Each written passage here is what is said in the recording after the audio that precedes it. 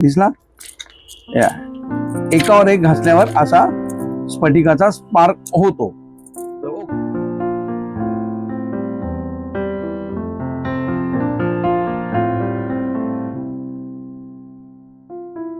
नमस्कार मंडळी, तर गुरुकृपामध्ये पुन्हा एकदा तुमचे सहर्ष स्वागत आहे।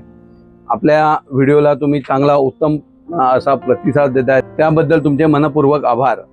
आता आपल्या दुकानात काय काय वस्तू आहेत त्या मी तुम्हाला दाखवण्याची मालिका तयार करणार आहे। तसं वेगवेगळे आपण पार्ट बनवून त्याच्याबद्दल थोडी थोडी माहिती सांगू। तसं की आज रुद्राक्ष आणि स्फटिक याच्याबद्दल माहिती सांगणार आहे। ओरिजिनल कसा ओळखायचा, त्याची शुद्धता कशी आहे वगैरे, त्याचा निष्कर्ष कसा आहे, कसा वापरावा, काय करावं ते सर्व सांगणार आहे। जसं की रुद्राक्ष हा शिवाला अतिप्रिय आहे आणि शिवांच्या अश्रूतून, जसं की शिवपुराणामध्ये म्हटलेलं आहे की शिव उपासना करत होते तेव्हा त्यांच्या अश्रूमधून जे पडलेलं आहे त्याला रुद्राक्ष म्हणतात। रुद्राक्ष हा सर्व घालू शकतात, सगळ्यांसाठी आहे तो। 5 मुखी, 1 मुखीपासून अगदी 14 मुखीपर्यंत रुद्राक्ष येतो, ज्याच्यामध्ये जास्त प्रचलित 5 मुखी आहे, जो कोणी घालू शकतो।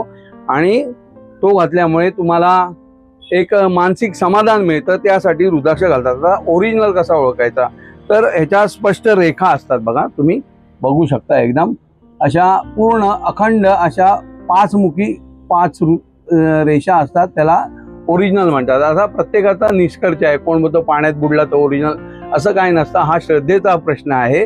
प्लॅस्टिक असेल तर तो आपल्याला कळतो हलका लागणार, पण हा वजनाला असतो चांगला आणि त्यामुळे हा ओरिजिनल असा ओळखावा। तसंच स्फटिकाची माळ आहे, ती पण आपल्याकडे उपलब्ध आहे आणि ती ओरिजिनल ओळखण्याचं मुख्य कारण म्हणजे गुळगुळीत नसतो, त्याच्यामध्ये आतमध्ये थोड्या थोड्या रेषा आपल्याला बघायला मिळणार।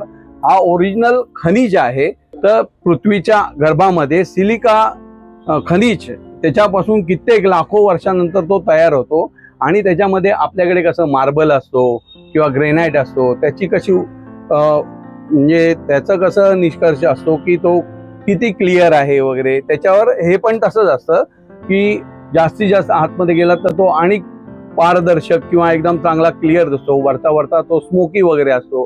तर प्रत्येकाचा गुणधर्म वेगवेगळा असतो। जसं की स्फटिक हा शांत मनशांतीसाठी आणि उष्णता कमी करण्यासाठी, मन चंचलता कमी करण्यासाठी स्फटिक धारण करतात।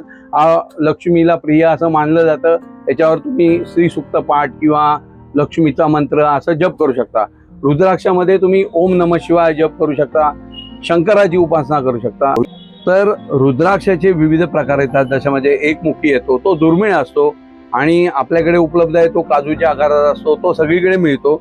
तसंच पंचमुखी हा रुद्राक्ष जास्त करून इथे दिले आहे बघा, आपल्याकडे ओरिजिनल रुद्राक्ष आहे आणि त्याची माहिती पण दिली आहे। मनशांतीसाठी, क्रोधावर नियंत्रण ठेवण्यासाठी, तसंच उच्च रक्तदाब ज्याला कोणा असेल, प्रेशर असेल, त्यांनी हा अगदी नक्की घालावा, त्यासाठी 5 मुखी आहे।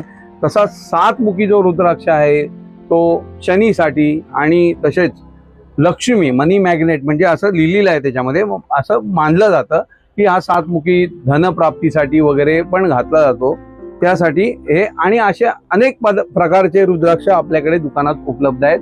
ते खात्रीलायक ओरिजिनल मिळण्याचं आपलं एकदम 100% तुम्हाला रुपयामध्ये ते मिळू शकतं। त्याच्याबरोबर स्फटिक, आता स्फटिक आहे हा जी माळ आहे ती आपण अशी एकावर एक घासली तर त्याच्यातून स्पार्क होतो, ती ओरिजिनल स्फटिकाची माळ ओळखली जाते। आता त्याच्यामध्ये तर तुम्हाला ते मी करून पण दाखवतो, तुम्ही बघू शकता। बघा, तुम्ही इकडे जरा जवळ घ्या, असं जरा घ्या, आला का, दिसला या एकावर एक घासल्यावर असा स्फटिकाचा स्पार्क होतो। तर ओके, तर हे मी तुम्हाला प्रमाण पण दाखवलं की एकावर एक आपण अंधारात असं केलं एकावर एक तर स्पार्क होतो, त्याला ओरिजिनल म्हणतात। जसं की आता बनवले जातात काचेपासून स्फटिक, आपल्याला कळणार पण नाही का स्फटिक आहे की काच आहे, अशी बनवायची पद्धत आलेली आहे। तर लोक काचेपासून बनवतात, त्यासाठी आपल्या म्हणजे खात्रीलायक दुकानातून घेतला तर उत्तम, आणि तो आपल्याकडे उपलब्ध आहे।